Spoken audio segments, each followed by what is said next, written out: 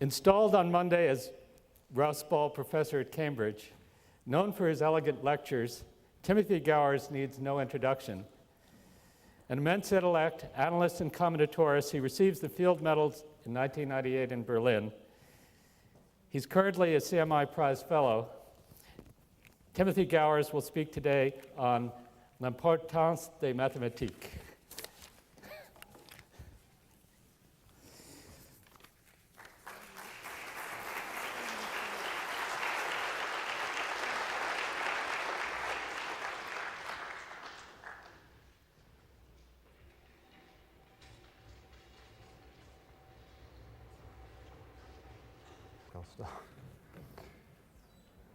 It is with some disbelief that I stand here and prepare to address this gathering on the subject of the importance of mathematics. For a start, it is an extraordinary honor to be invited to give the keynote address at a Millennium Meeting in Paris. Secondly, giving a lecture on the significance of mathematics demands wisdom, judgment, and maturity, and there are many mathematicians far better endowed than I am with these qualities, including several in this audience. I hope, therefore, that you will understand that my thoughts are not fully formed. If I had been asked to speak on this subject 5 years ago, I would have given a completely different lecture, and I am confident that in 5 years' time it would again have changed. My title, which I did not actually choose myself, though I willingly agreed to it, also places on me a great burden of responsibility. After all, I am speaking to an audience which contains not just mathematicians, but journalists and other influential non-mathematicians. If I fail to convince you that mathematics is important and worthwhile, I will be letting down the mathematical community and also letting down Mr. Clay, whose generosity has made this event possible and is benefiting mathematics in many other ways as well. Unfortunately, if one surveys in a superficial way the vast activity of mathematicians around the world, it is easy to come away with the impression that mathematics is not actually all that important. The percentage of the world's population, or even of the world's university-educated population, who could accurately state a single mathematical theorem proved in the last 50 years is small, and smaller still if Fermat's last theorem is excluded. If you ask a mathematician to explain what he or she works on, you will usually be met with a sheepish grin and told that it is not possible to do so in a short time.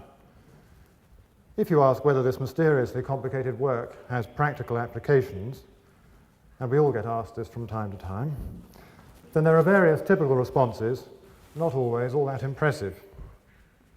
One is the line taken by the famous Cambridge mathematician G.H. Hardy, who was perfectly content, indeed almost proud, that his chosen field, number theory, had no applications, either then or in the foreseeable future.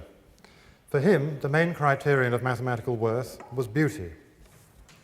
At the other end of the spectrum, there are mathematicians who work in areas such as theoretical computer science, financial mathematics, or statistics, areas of acknowledged practical importance. Mathematicians in these areas can point to ideas that have had a big impact, such as the Black-Scholes equation for derivative pricing, which has transformed the operation of the financial markets, and the public key crypto system invented by Rivest, Shamir, and Edelman, which is now the basis for security on the internet, and which, as has been pointed out many times, is an application of number theory that Hardy certainly did not expect. Also, at the applied end of the spectrum, there are many mathematicians whose work has intimate connections with theoretical physics. Actually, it's not obvious that something like unifying general relativity and quantum mechanics would have direct practical applications, since today's physics already provides us with predictions that are accurate to within the limits we can measure. But one never knows. And in any case, such a breakthrough would be of absolutely fundamental interest to science, and indeed to anybody with the slightest intellectual curiosity. If mathematicians can make a contribution here, then they would at least be able to point to a huge external application of mathematics. Most mathematicians, including me, lie somewhere in the middle of the spectrum when it comes to our attitude to applications. We would be delighted if we proved a theorem that was found to be useful outside mathematics, but we do not actively seek to do so.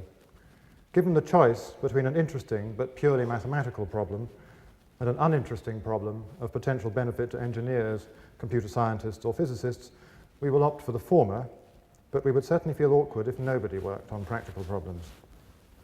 Actually, this attitude is held even by many of those who work in more practical seeming areas. If you press such a person asking for a specific example of an application in business, industry, or science of their own work, as opposed to an application of a result in their general area, you will often, though not invariably, witness an uncomfortable reaction. It turns out that a great deal of the research in even the so-called practical areas is in fact not practical at all. I'm not trying to draw attention to some sort of scandal by saying this, as I hope to demonstrate this phenomenon is a natural and desirable consequence of what it means to view the world mathematically.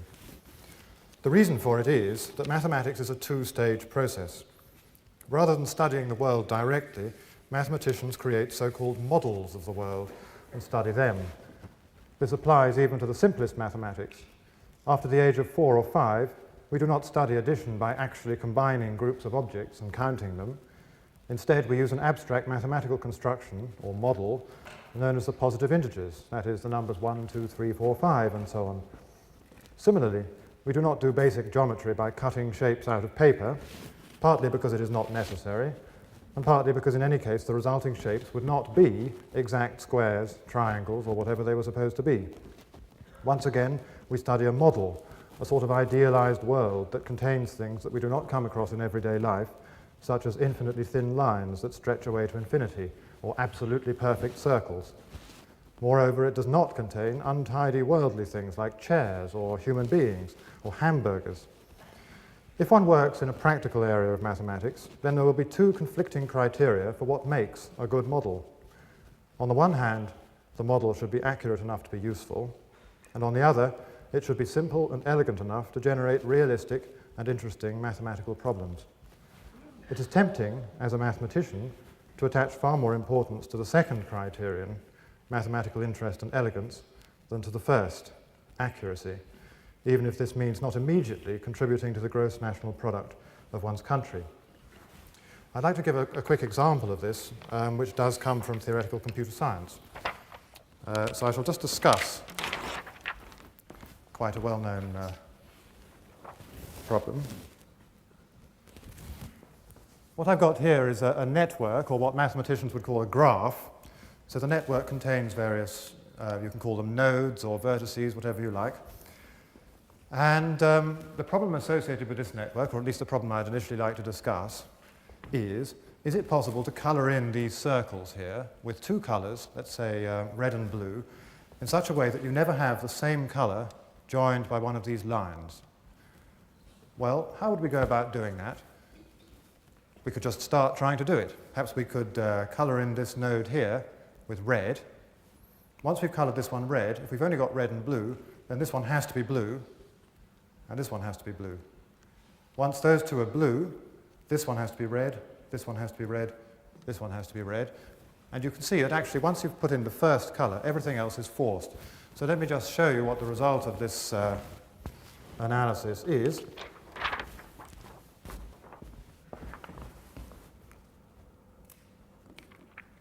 I can get it to fit. So here was the red. It might as well be red. If it was blue, it wouldn't make much difference. It would just swap red and blue around. And so A was the first one we coloured in. Then we were forced to do these two Bs in blue. Then we were forced to do the Cs in red again. And then we were forced to do these three Ds in blue. But once we've done that, we notice that we've got a blue next to a blue. And everything's gone wrong. But because we were forced to do everything that we did, then we were forced to go wrong. In other words, it is impossible to colour in these circles with just two colours in such a way that you never have two of the same colour linked to each other.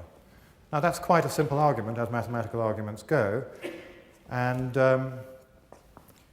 what that translates into is that if you want to devise a computer program to solve this problem for you, when you say instead of having the 12 nodes that I've got here, say you had 1,000 nodes and it'd be rather tedious to go through all this process, you can do it, and, well, I've written it for 100. If n stands for the number of nodes, then roughly n squared will be the number of steps that this procedure takes. I'm slightly taking into account that a computer can't just sort of look and see that there's an edge in quite the way that we can, so that's why I've put n squared there. Now let me consider a superficially rather similar problem.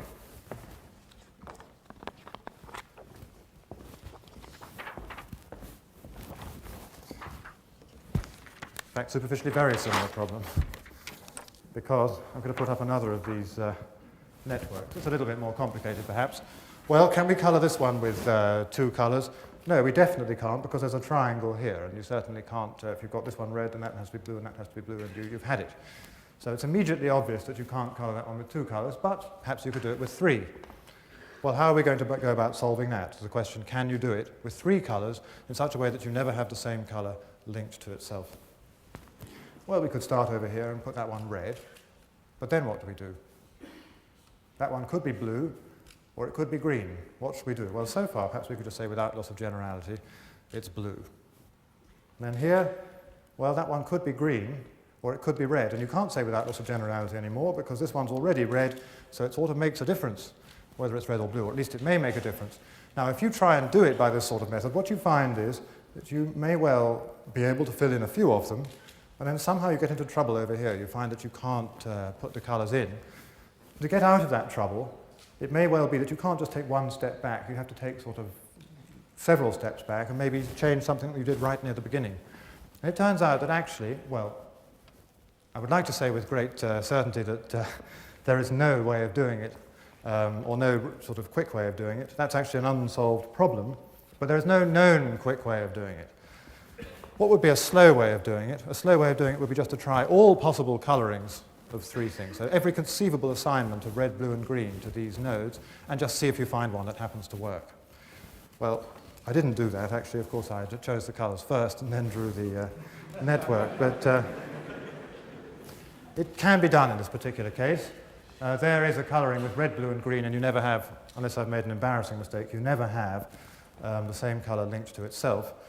Now, supposing you had 100 vertices and you did it by the crude method that I described, of just checking all possibilities, well, it would take of order 3 to the 100, and then each time you wanted to check it, you've got 100 squared. Actually, I didn't put enough zeros on the end. It's an even bigger number than I've done. There should be 2 more zeros. So that is, as I've written it, 3 to the 100 times 100. It should be 3 to the 100 times 10,000. Now, you don't have to be a great expert in computer science to know that if you've got that number of steps, then the calculation is going to take too long. In fact, it would take too long even if you had the whole age of the universe to play with and every single atom of the universe at your service. It just can't be done.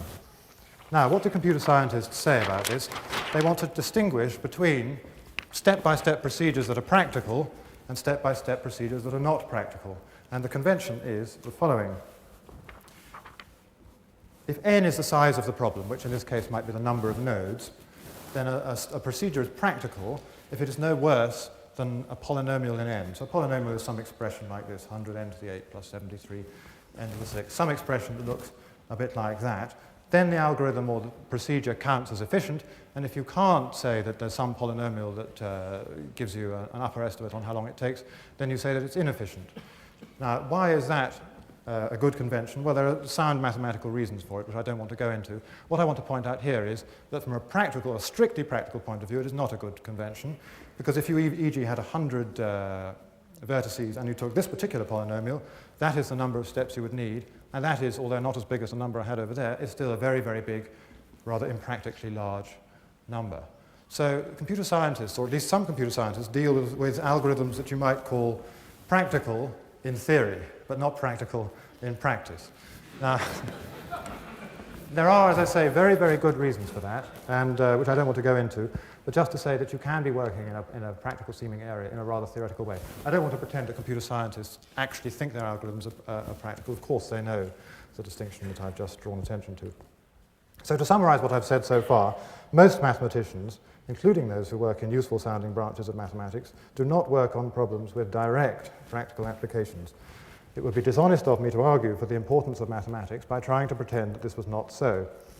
Instead, my task will be to explain why, despite this fact, mathematics is a worthwhile endeavour and why it should be supported. And I will give 2 arguments. The first, based on the practical utility of mathematics, despite what I have just said, and the second on its cultural value. Well, it may look as though I've been trying to convince you that mathematics is a useless subject, but in fact, all I have claimed is that a typical mathematician does not actively try to be useful. And these are 2 very different statements. They're different because there is an important distinction between the collective result of an activity and the individual motives of the participants. Let me give an example of this from outside mathematics. Some capitalist economies are based on the premise that individual greed and selfishness, if I can use somewhat emotive terms, can act for the collective good of society. The greed causes people to strive to become wealthy, and this benefits the entire economy in many ways, such as increasing the tax revenue for the government, which can then be spent on hospitals, schools, public transport, and so on, or causing companies to be set up, which provide livelihoods for many people.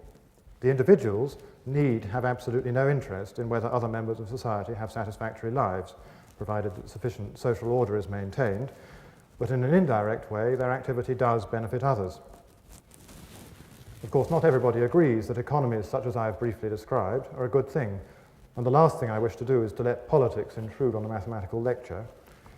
However, it is surely not controversial to state that individual selfishness, so to speak, can lead to public good, and I wish to argue that something similar happens in mathematics.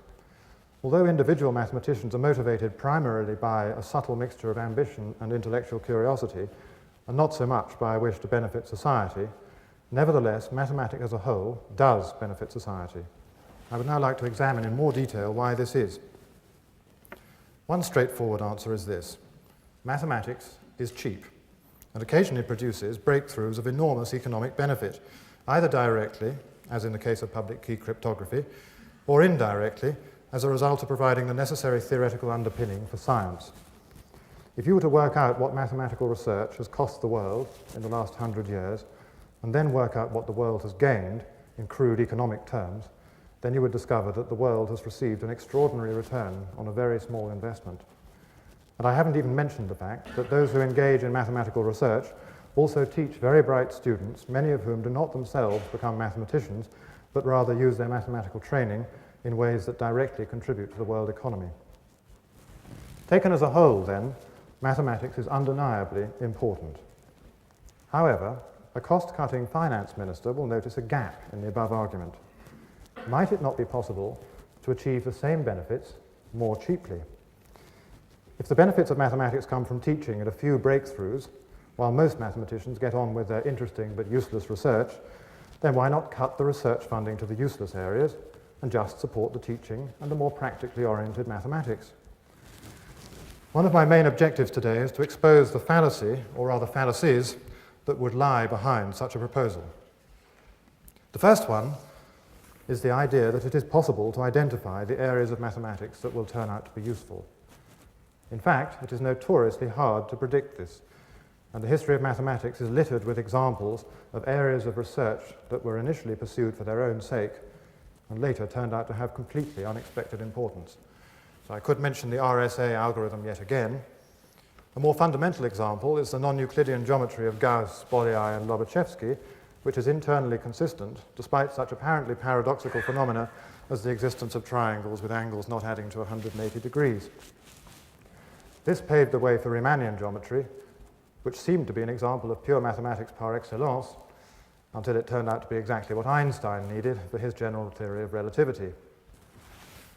A recent and celebrated example is provided by the theory of knots, and let me briefly say a little bit about that, but it will be brief. So this is directed chiefly at such non-mathematicians as there are in the audience, because it's quite a familiar example for mathematicians. So what I've drawn here is what is a picture of what a mathematician means by a knot. Mathematicians don't mean a long piece of string with a little sort of tangle in the middle. They mean exactly that, except that you take the two ends and fuse them together into the sort of loop. So let's have a look. I've just drawn a picture of a few knots. Down at the bottom, if you've got reasonable powers of visualization, you'll see that there's a knot that in a certain sense is less interesting than the other ones, because you can just untwist it and it just turns into a loop. And for that reason it's sometimes known as the trivial knot or the unknot. Over here we've got some more sort of interesting, quite nice looking ones. And the sort of problem that knot theory is concerned with is how to classify the various knots. Now I've just said that this bottom one is basically the same as a loop. Now this idea of basically the same is you take your tangled loop and you're allowed to deform it, move bits of it around without breaking it at any stage. And so then if you do that, then it's still really the same knot. Now, you could ask, is this knot the same as this one, for example? Could it be that if I cleverly manipulated this knot, I could turn it into this one? If anybody can give me a quick answer to that who's not an expert in the subject, I'll be extremely impressed, because actually it's a rather hard problem to do it. And maybe just to illustrate that, I'll tell you that this knot here is the same as this one here, and the others are all different. So it's not obvious just looking at them. Now, you could discover that this knot was the same as this one simply by messing around with this knot and moving it about and just trying to produce this one. And if you managed, you could say, lo and behold, the knots are the same. But the opposite problem, trying to show that, say, that one is not the same as that one, is much, much harder. You could try for 10 years to do it and fail, but that's no evidence that some cleverer person couldn't come along and do it instead. Now, that's all I want to say about that. The theory of knots is absolutely fascinating, but the main point I want to make about it is that it looks rather like an amusing game. Let's just think about these knots and see which ones we can distinguish from one another. But as it happens, it turns out to have very deep and fundamental links with theoretical physics. This was discovered after some work of Vaughan Jones and Edward Witten, and came as a great surprise to mathematicians. So you have to be careful in thinking that a piece of mathematics is just pure mathematics. So mathematicians can tell their governments, if you cut funding to pure mathematical research, you run the risk of losing out on unexpected benefits, which historically have been by far the most important. However, the miserly finance minister need not be convinced quite yet. It may be very hard to identify positively the areas of mathematics likely to lead to practical benefits, but that does not rule out the possibility of identifying negatively the areas that will quite clearly be useless, or at least useless for the next 200 years. In fact, the finance minister does not even need to be certain that they will be useless. If, say, a large area of mathematics has only a 1 in 10,000 chance of producing economic benefit in the next 50 years, then perhaps that at least could be cut. You will not be surprised to hear me say that this policy would still be completely misguided.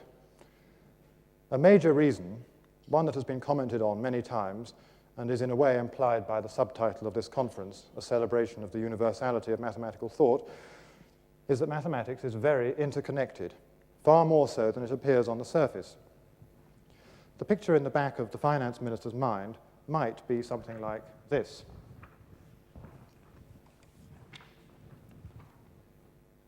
There are just a few areas of mathematics. Some of them are useful, some of them may be useful, and some of them are pretty obviously not useful. And they're all sort of reasonably well distinguished. So, the finance minister would say, well, let's cut that one and that one there, and maybe we can give some money to that one just to encourage it. And the useful ones we like. That would be the kind of mental picture. Of course, there are many more areas of mathematics than that slide suggests, but maybe the finance minister wouldn't know that either. Now, here's what I would think was a slightly more accurate picture. Still actually an enormous oversimplification, but more accurate. Something more like that. Well, you'll see that you can sort of see that some areas are a little bit denser than others. And maybe you could just about decide that you're going to call that an area of mathematics, but the boundaries are not terribly well defined. Just for the fun of it, let me just superimpose the initial naive picture of mathematics onto this one. So there we are. So this useless area over here, if you try to cut it, you're also cutting a lot of links to an area that's useful. And so you run quite a serious risk by so doing. So in particular, if mathematicians work on difficult practical problems, they do not do so in isolation from the rest of mathematics. Rather, they bring to the problem several tools, mathematical tricks, rules of thumb, theorems known to be useful in the mathematical sense, and so on. They do not know in advance which of these tools they will use, but they hope that after they have thought hard about a problem, they will realize what is needed to solve it. If they are lucky, they can simply apply their existing expertise straightforwardly. More often, they will have to adapt it to some extent. Perhaps it will be helpful if I show another two pictures, this time explaining in a very vague way what it is like to solve a mathematical problem. So again, I'll start with a naive picture of what it's like to solve a mathematical problem, and then I'll give one that's a bit more realistic, but still an oversimplification. So that might be the naive view. You start with a certain amount of knowledge, You think for a while, you have a brain wave, you haven't solved it, so you think a bit longer, you have another brain wave, still haven't solved it, so you have another brain wave. You're doing quite well if you have 3 brain waves, actually. And then you think for another while, and you've solved it. And that's the whole picture. Well, any mathematician will recognize that that is not quite what it feels like. So again, I stress that the next picture is also a huge oversimplification, but it's just less of an oversimplification than the one I've had before. So it'd be more like this. You start with some existing knowledge, which I've written in blue down at the bottom, and we're not quite sure what's going to be useful. It turns out that this one bit here and that bit there were useful. These green nodes here denote sort of dead ends, ideas that were had. Somebody attempted to solve it by following this sort of green path here, but it didn't work. And in the end, eventually they found this sort of red thing that led to the final proof of the theorem.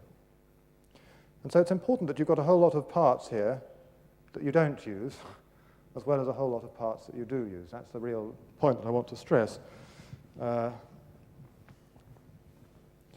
a good way to think about mathematics as a whole is that it is a huge body of knowledge, a bit like an encyclopedia, but with the important difference that it has an enormous number of cross-references. This knowledge is stored in books, papers, and the brains of thousands of mathematicians around the world. It is not as convenient to look up a piece of mathematics as it is to look up a word in an encyclopedia, especially as it is not always easy to specify exactly what it is that one wants to look up. Nevertheless, this so-called encyclopedia of mathematics is an incredible resource. And just as if one were to try to get rid of all the entries in an encyclopedia or all the books in a library that nobody ever looked up, the result would be a greatly impoverished encyclopedia or library. So any attempt to purge mathematics of its less useful parts would almost certainly be very damaging to the more useful parts as well. So far, I have simply stated that mathematics is full of surprising connections. Any mathematician will happily confirm that statement and be able to give examples from his or her experience. Indeed, discovering surprising connections is one of the great joys of the subject.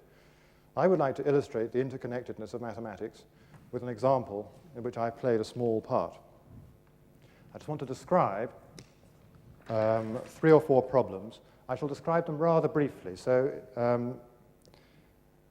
that is because my main purpose is not so much to go into great mathematical detail about the problems, it's just to convey somehow the flavor of the problems, and then I'll say why I want to convey the flavor of them. So let's look at these sequences of numbers, 5, 11, 17, 23, 29, and then there's some other ones.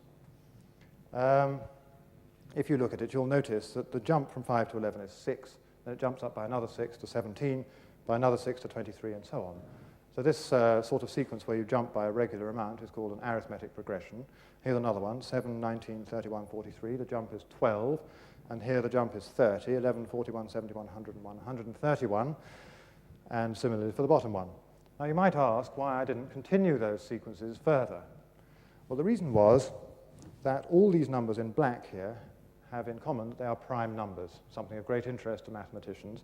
And had I tried to continue from 29, say, I'd have gone to 35, and that's not a prime number because it's 5 times 7. And over here also are the explanations for why the next number is not a prime number. Now, once I show you that, there are some very obvious questions you could ask. The most obvious one is the second one, actually. Is there any limit to the possible size of an arithmetic progression consisting solely of prime numbers? Nobody knows the answer. I think the record that anyone's found is about 22 or 23, but that's just discovered by a computer search and doesn't really get you any closer to a solution of the problem. Another question is, are there infinitely many arithmetic progressions consisting of 4 prime numbers? So I'll just leave that problem there. I could spend an hour talking about it happily, or more, but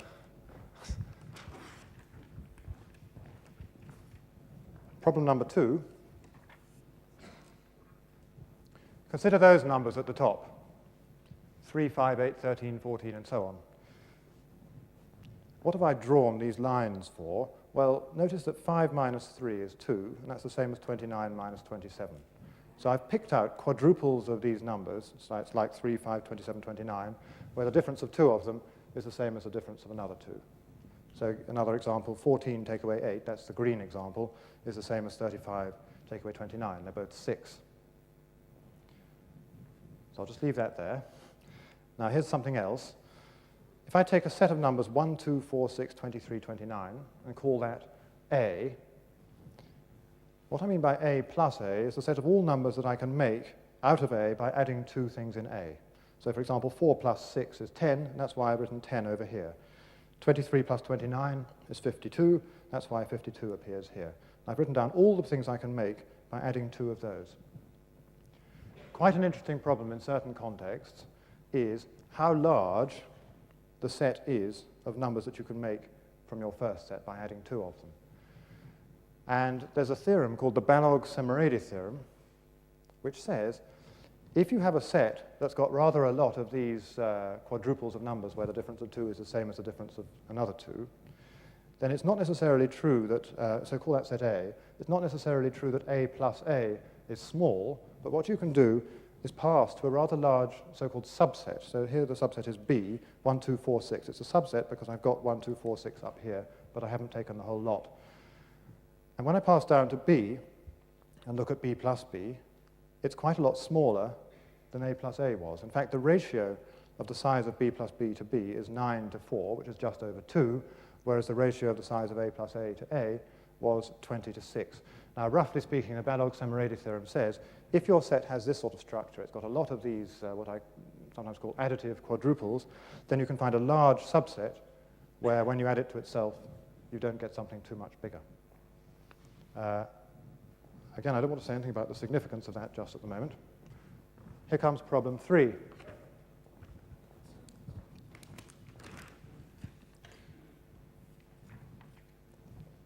This is a problem known as the Kakea problem. What you do is you start with a triangle, which is here, and you divide it up into, well, in the picture, 8 sub-triangles. That's a rather mathematical word, I apologize for that. But anyway, 8 tall, thin triangles that go up to make the big triangle. And mathematicians would say, well, 8 equals n or something, so it doesn't matter that it's 8. And what you're trying to do is to take these smaller triangles and slide them around in such a way that they overlap with each other, and you want to make them overlap with each other in such a way that the triangles take up as little space as possible. Space is expensive, but you're allowed to overlap. And the pictures show a way you can do it, which is you take them in pairs, and then you slide the pairs together. That's in the first step. And then you take pairs of these pairs and slide those together. That gets you to here. And then you take pairs of these now quadruples, slide those together, and you get a funny sort of plant-like shape that has smaller area than the original triangle because you've got all this overlap. Now, it turns out that if you're clever enough, you can make the area as small as you like of the overlap. If you have 2 to the n pieces, which to the layperson is a very, very large number, if n is at all large, then you can make the area go down to 1 over n. For example, if you wanted the area to be, say, 10% of the original area, you'd need around about 1,000 pieces. If you wanted it to be 1% of the original area, you'd need around about 1,000,000 pieces. So you have to go, it has to be pretty big. Did I mean, no, sorry, 5% would be 1,000,000, I beg your pardon. Now that's not actually the real problem that I want to discuss, but it is a useful background to it because the real problem is the natural three-dimensional generalization of that problem. So what would be the three-dimensional generalization? Instead of taking a triangle, you take a pyramid, and instead of dividing it into little triangles, you divide it into tall, thin, little pyramids. Here I've got it divided into 9 little pyramids, and then you're allowed to slide those around. Now they overlap in space, so to speak, and you want to make the volume rather than the area as small as possible. Well, I decided that it was not a good idea to draw 9 overlapping cones. I restricted myself to 4, but in reality one wants to do 9. And again, for mathematicians here, actually, you want to go beyond 3 dimensions and go up to n. The big open question here is, whereas in 2 dimensions you needed a huge number of pieces to get the area to go down, maybe that's not so true in 3 or more dimensions. It's actually suspected that you do need a lot of pieces, but nobody knows how to prove it. I'll just show you a very quick picture, just because I've got it. There, that might be where you divide the base of the pyramid into many more pieces, make cones out of them, and try to slide them about to get the area as small as possible. But I think this picture is a better one to leave. And then problem number 4.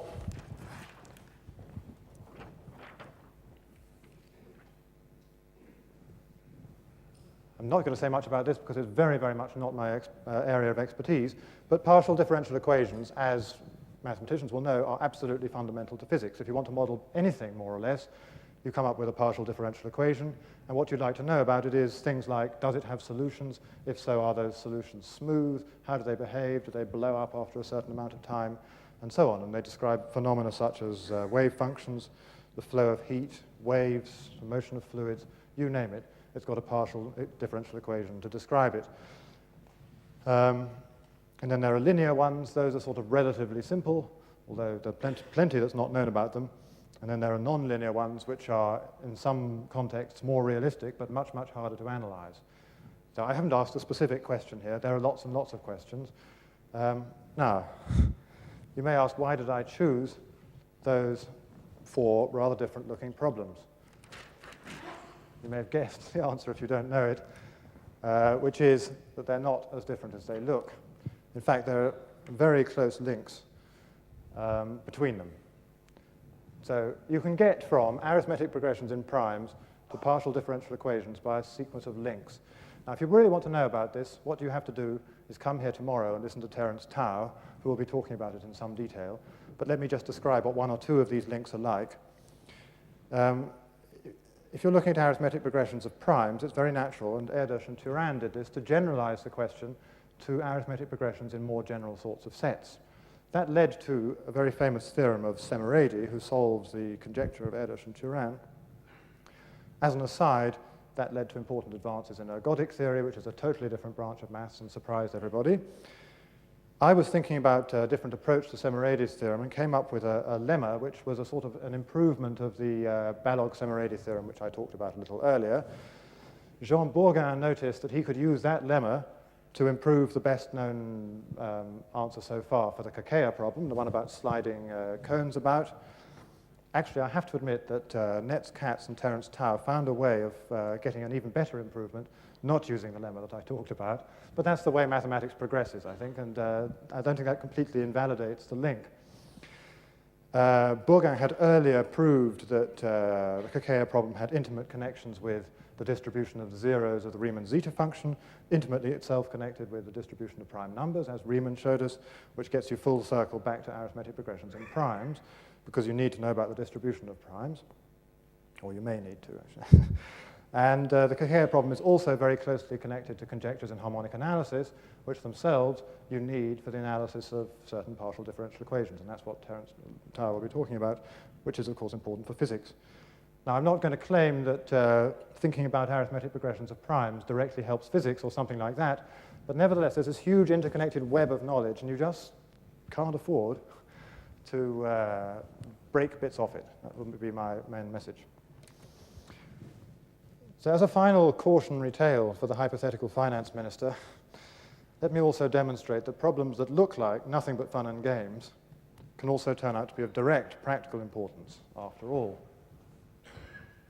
I mean, knot theory sort of provides an example of that, but here's an even more obvious example, I would say.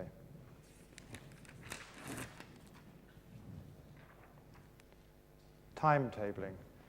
So this is something that people come across from time to time. I can't call it an impractical thing to think about. Let's imagine that let's say, it doesn't have to be this, but let's imagine that we're trying to organize some exams.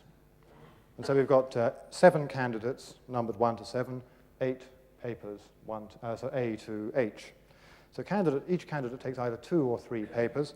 Candidate 1 wants to take paper A, C, and H. Candidate 2 takes B and D, and so on and so forth. The question is, we've got a rather expensive examination hall to book.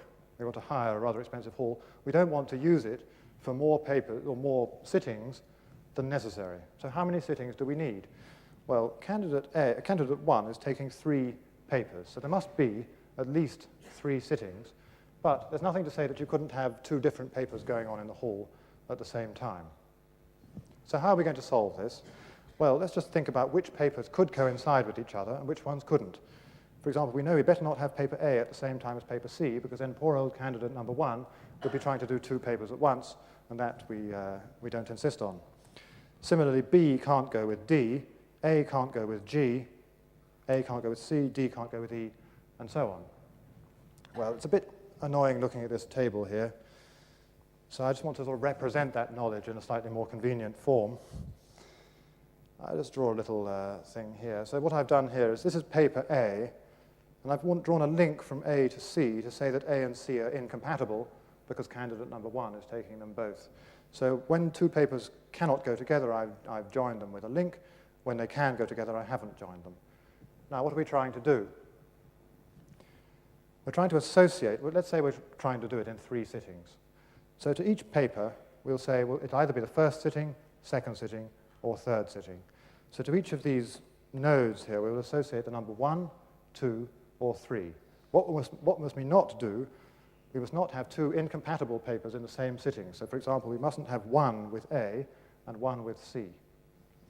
Well, it's a little bit inconvenient having 1s, 2s, and 3s.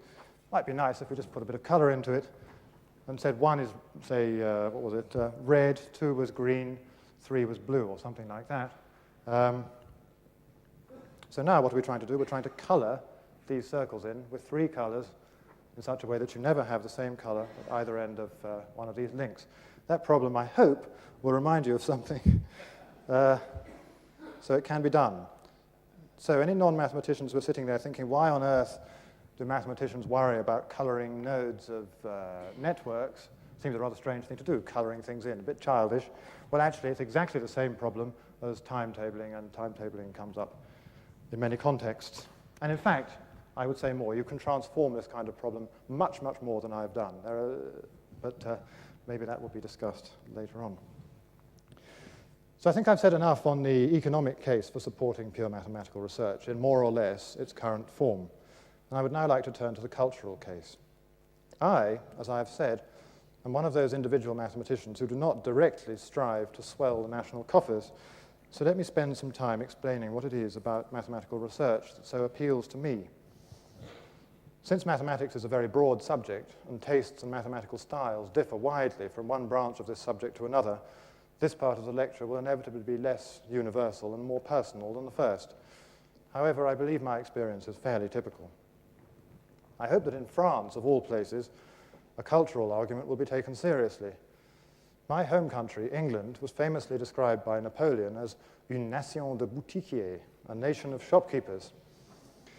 In England, the word intellectual is sometimes regarded as virtually a synonym for pretentious, whereas in France, intellectuals are widely admired and abstract thought greatly appreciated, or at least so one reads.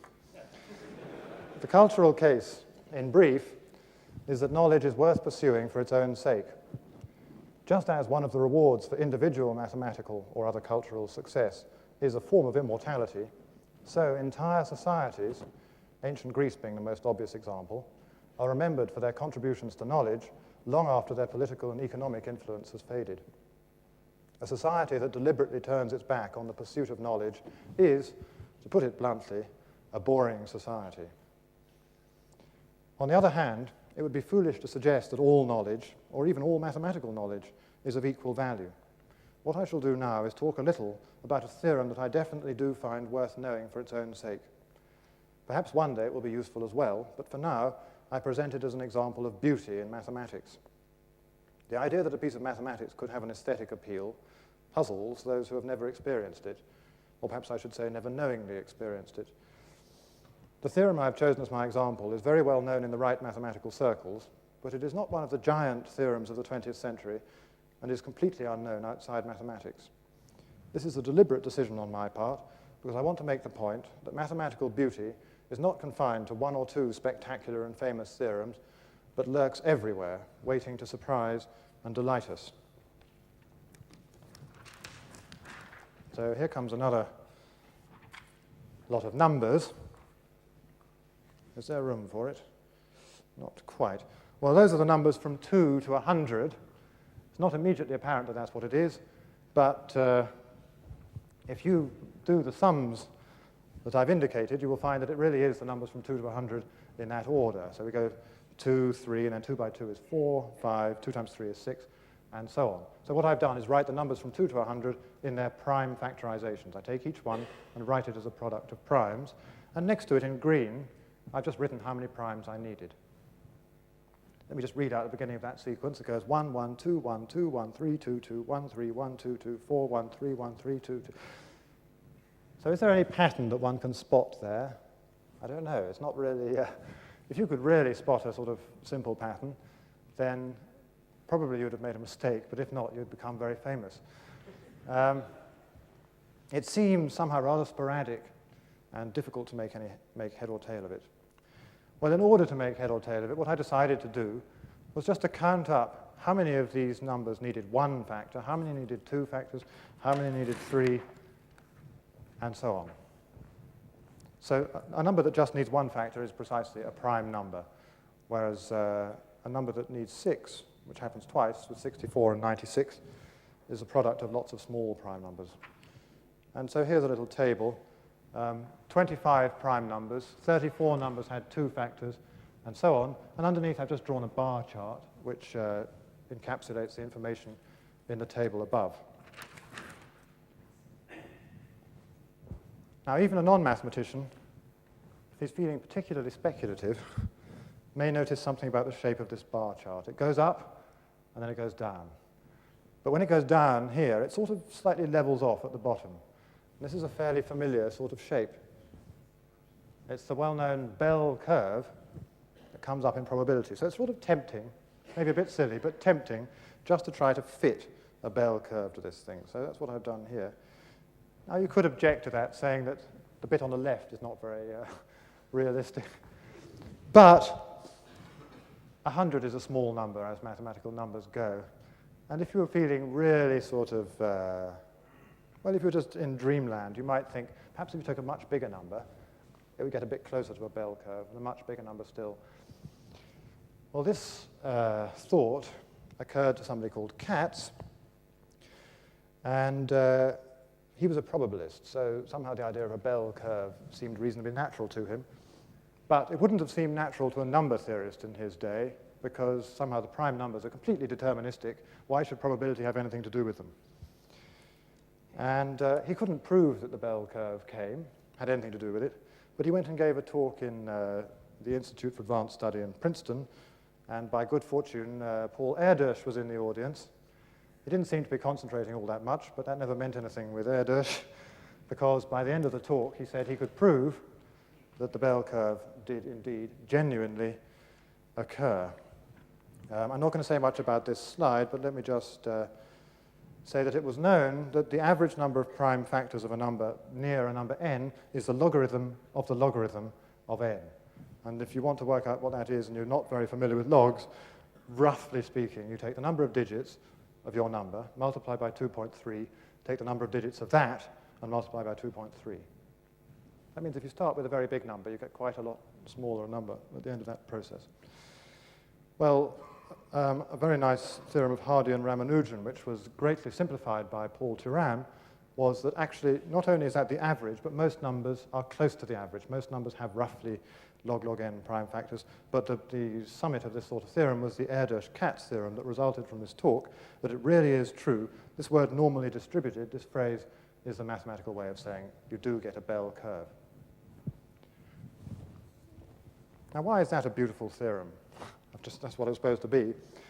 Well, one reason is that there's something intrinsically satisfying about the normal distribution. Actually, it crops up absolutely everywhere in mathematics. It comes up in quantum mechanics.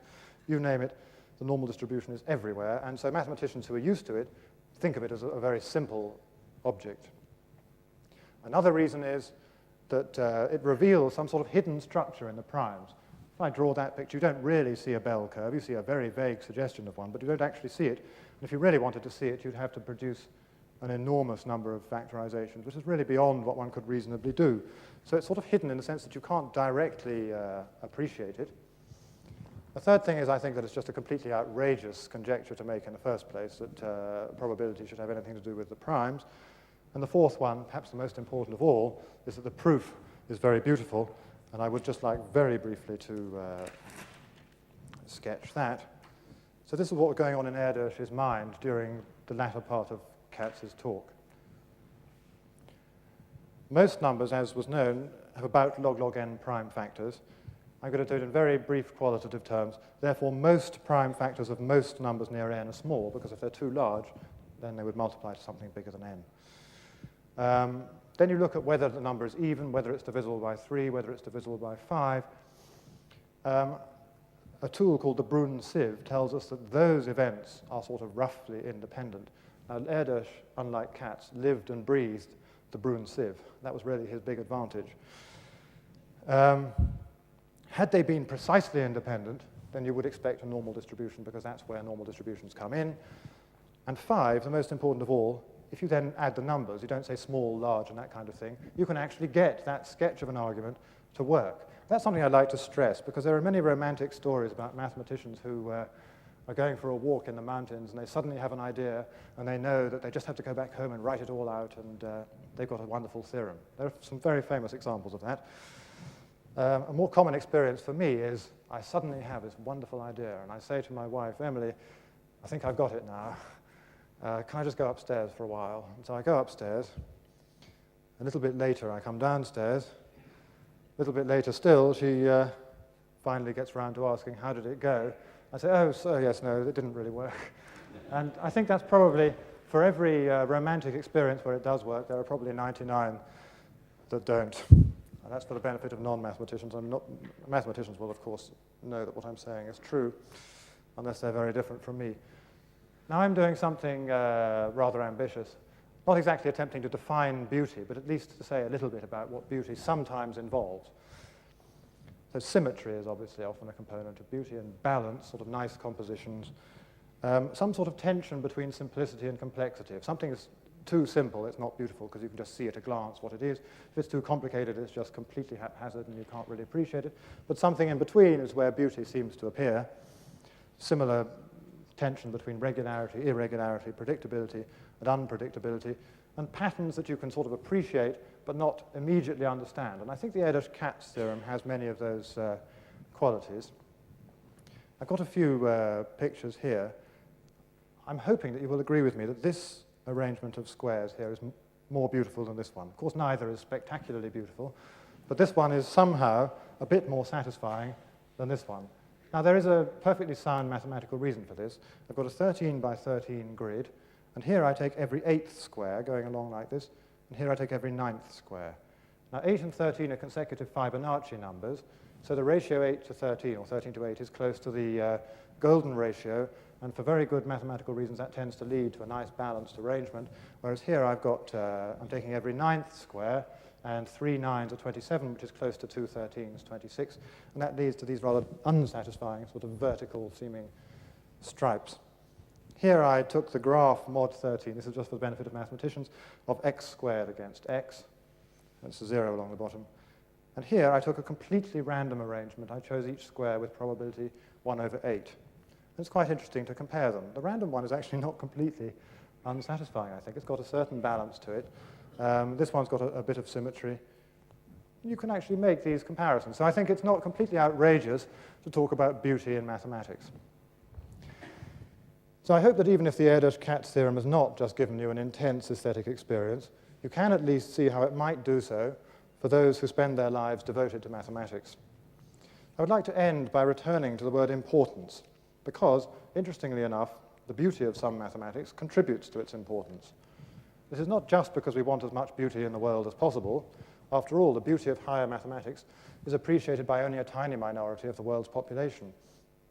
The more serious reason is that there is a remarkable correlation between mathematics that is beautiful and mathematics that is important. This is partly for reasons internal to mathematics. There are two ways in which the subject develops. One is the solution of problems, which involves clever, unexpected ideas and hard technical work in varying proportions. Now, if mathematics were nothing but problem solving, then as it grew and grew, it would become more and more chaotic, specialized, and difficult. And indeed, to some extent, this does in fact happen. Fortunately, there is a tendency in the opposite direction as well. It often happens that there are similarities between the solutions to problems or between the structures that are thrown up as part of the solutions. Sometimes these similarities point to more general phenomena that simultaneously explain several different pieces of mathematics. These more general phenomena can be very difficult to discover, but when they are discovered, they have a very important simplifying and organizing role and can lead to the solutions of further problems or raise new and fascinating questions. I've just argued that a serious component of aesthetic appreciation is the feeling that a complicated pattern has been generated in a simple way, but not so that one can immediately apprehend it. It should not come as a total surprise, therefore, that when a number of loosely related specific results turn out to be consequences of the same general one, mathematicians should have an aesthetic response. In fact, an appreciation of beauty is essential, or at least very useful indeed, for solving problems as well. Often one can reject a line of attack on the grounds that it is simply not elegant enough to work. One may be wrong, but it is still efficient to look for beautiful solutions first and settle for ugly ones only as a last resort. Similarly, finding the solution of a problem involves a great deal of rather vague reasoning, following hunches, making guesses, and so on. How does one know whether one of these guesses will survive a later, more rigorous scrutiny? Well, one doesn't, as I stressed earlier, but it is a good rule of thumb that the more beautiful the guess, the more likely it is to survive. I want to illustrate this with I apologize, it's a rather frivolous transparency. It's an illustration from a children's book, and I'm putting it up as an example of something that is not beautiful. This is a picture of an elephant that has been surprised and is squirting some water out of its trunk. Now, any mathematician, and I think any non-mathematician, will look at it and find something rather unsatisfactory about that picture. Now, I'd say that the primary response is just an aesthetic one. It just doesn't look right. It's not nice. One can then go further and analyze it and say that this ought to be more like a parabola, but it isn't. Or a simpler proof that it just isn't right is that it initially squirts more or less directly vertically, but doesn't come back and land on the tip of the elephant's trunk again. What is making the water move over in this direction? It's a complete mystery to me. Even if there were a strong wind, it wouldn't look right, I think. So aesthetics can sort of guide you, I think, to some kind of mathematics as well. But there are also external reasons. I suppose this is an external reason for the importance of beauty. The mathematician Eugene Wigner once gave a famous lecture entitled The Unreasonable Effectiveness of Mathematics. In fact, it's so famous that it's something of a cliché in mathematical circles even to mention it. He was referring to the fact that the physical world obeys very simple mathematical laws, such as Newton's inverse square law of gravitation, and it is hard to explain why this should be. Could one not conceive of a world in which science was impossible because there simply wasn't enough regularity? Mathematics would still be possible in such a world, though whether it would be pursued is another matter, because simple and elegant mathematical models would have no physical counterparts. I don't think this philosophical question has been satisfactorily answered, but we can be grateful that in our world it is possible to use simple mathematical models. These can describe or even explain the great complexities of physics and to a lesser extent the other sciences. Once again, complexity arises from simplicity, and once again, beauty reveals itself to be important. Thanks to this piece of good fortune, we can be confident that mathematicians, if they are given the freedom to pursue the subject that gives them so much pleasure, will continue to produce a body of work that is important in every sense of the word.